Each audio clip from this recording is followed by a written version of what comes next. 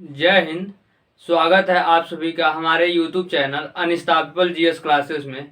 अब हम लोग देख लेते हैं कि यूरिन में क्या क्या चीज़ें होती हैं। तो यूरिन में 95% पानी होता है और 2% यूरिया होता है। 95% पानी और 2% यूरिया, बाकी 3% में और पदार्थ होते हैं। और इसका जो स्वभाव होता है यूरिन का, वो होता है अम्लीय। इसका पीएच होता है 4.8।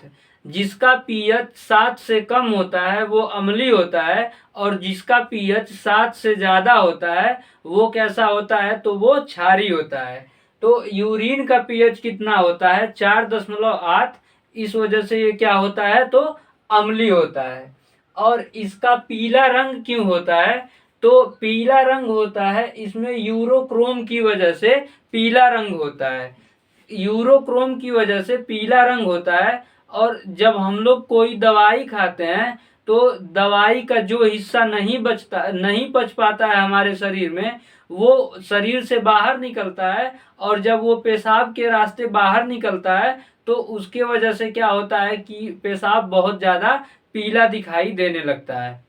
अब इसमें जो गंध होती है वो अमोनिया की गंध होती है, क्योंकि हम लोग अपने शरीर से तो जब निकालते हैं तो उस टाइम निकलता है यूरिया। लेकिन यूरिया जब 3 से 4 घंटे बाद यूरिया जो होता है वो अमोनिया में बदलने लगता है।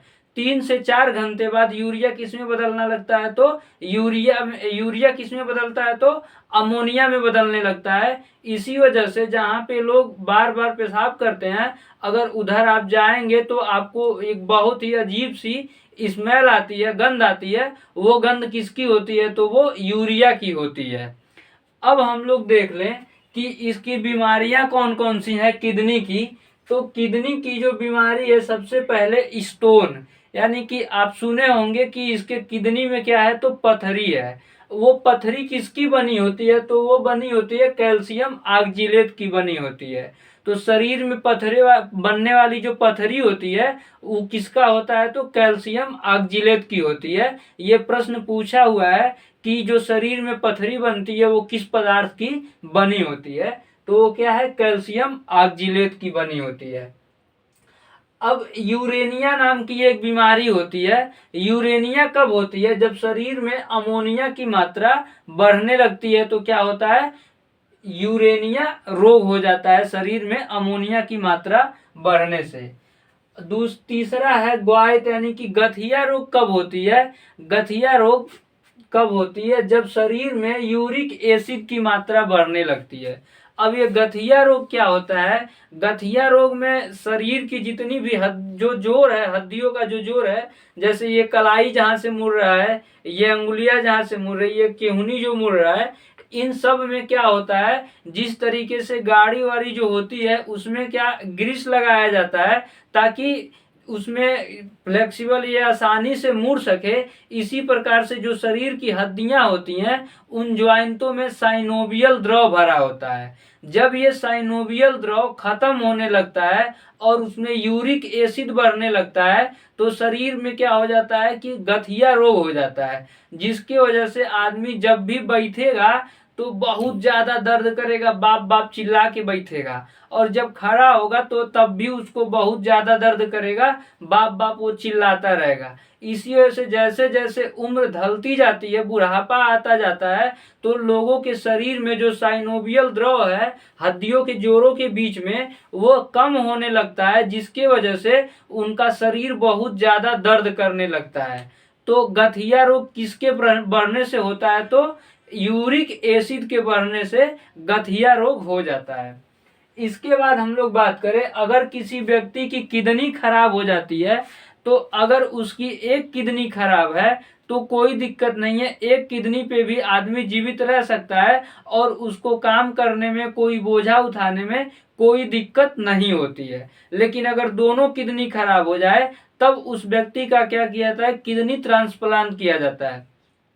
किडनी ट्रांसप्लांट किया जाता है, जिसमें एक किसी दूसरे व्यक्ति की एक किडनी को ले करके, और जिसकी किडनी, दोनों किडनी खराब हो गई रहती है, उसमें ट्रांसप्लांट कर दिया जाता है, लगा दिया जाता है।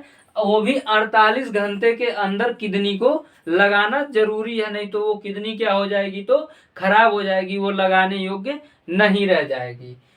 अब हम लोग देख लेते हैं कि जो किडनी से उत्सर्जन होता है वो किन पदार्थों का होता है और कौन कौन से जाति के जो लोग होते हैं, जैसे पक्षी हो गया, स्तनधारी हो गया, पेड़ पौधे, इसमें किस तरीके का पदार्थ का उत्सर्जन होता है। तो जो पेड़ पौधे यानी कि जो पादप होते हैं, उनको जब आप कहीं से काट देंगे तो वहां से क्या निकलता है, तो गोंद निकलता है। तो उसका जो उत्सर्जन पदार्थ है, किसका उत्सर्जन करते हैं, वो पेड़ पौधे, तो गोंद का उत्सर्जन करते हैं। इसके बाद से यूरोतेलिक, यूरोतेलिक का मतलब होता है कि ऐसे जीव जंतु जो यूरिया का उत्सर्जन करते हैं, ऐसे जीव जंतु जो यूरिया का उत्सर्जन करते हैं। तो इसमें मुख्य रूप से स्तनधारी, मानव स्तनधारी आते हैं, जिसमें पशु और मानव होते हैं। स्तनधारी का मतलब ये होता है कि जो लोग अपने बच्चे को दूध पिलाते हैं उनको क्या कहते हैं, स्तनधारी कहते हैं। अब मनुष्य स्तनधारी है, तो क्या मेल पुरुष जो होते हैं ये दोनों स्तनधारी होते हैं, बशर्ते फीमेल में क्या होती है कि फीमेल में जो स्तन ग्रंथियां होती हैं जिसमें दूध बनता है वो उनमें होता है, और यही मेल में क्या होता है कि स्तन ग्रंथि नहीं होती है, जिसकी वजह से मेल में दूध नहीं बनता है, लेकिन होते दोनों के दोनों स्तनधारी हैं। इसके बाद हम लोग बात करें यूरोकोतेलिक का मतलब होता है, यूरोकोतेलिक ऐसे जीव जंतु जो यूरिक एसिड का उत्सर्जन करते हैं, यूरिक एसिड का जो उत्सर्जन करते हैं उन्हें क्या कहते हैं, तो यूरोकोतेलिक कहा जाता है। और इसमें मुख्य रूप से पक्षी और सरीसृप वर्ग के जो जीव जंतु होते हैं, पक्षी, सांप हो गया, छिपकली हो गई, मगरमच्छ हो गई, ये सब जो होते हैं वो यूरिक एसिड का उत्सर्जन करते हैं। इसके बाद से अमोनोतेलिक क्या होते हैं, तो अमोनोतेलिक ऐसे जीव जंतु जो अमोनिया का क्या करते हैं, तो उत्सर्जन करते हैं, उन्हें अमोनोतेलिक कहा जाता है। और इसमें मुख्य रूप से क्या आती हैं, तो मछलियां आती हैं जो अमोनिया का उत्सर्जन करती हैं। इसके बाद से हम लोग बात करें ग्वानोतेलिक क्या होता है, तो ग्वानोतेलिक में ऐसे जीव जंतु आते हैं जो ग्वानीन का उत्सर्जन करते हैं, ग्वानीन का उत्सर्जन करते हैं, उन्हें ग्वानोतेलिक कहा जाता है। इसमें मुख्य रूप से मकड़ी टाइप के जितने भी जीव जंतु होते हैं, मकड़ी जैसे, मकड़ी जो होता है वो क्या होता है, तो ग्वानोतेलिक होता है। तो उम्मीद है आप लोगों को किडनी जो उत्सर्जन तंत्र है इसके बारे में आपको पूरी जानकारी मिल गई है और आप इसे समझ चुके होंगे। तो वीडियो आपको अच्छा लगे तो ज़्यादा से ज़्यादा वीडियो को लाइक कीजिए और चैनल को सब्सक्राइब कीजिए। अब मिलेंगे अगले वीडियो में। जय हिंद।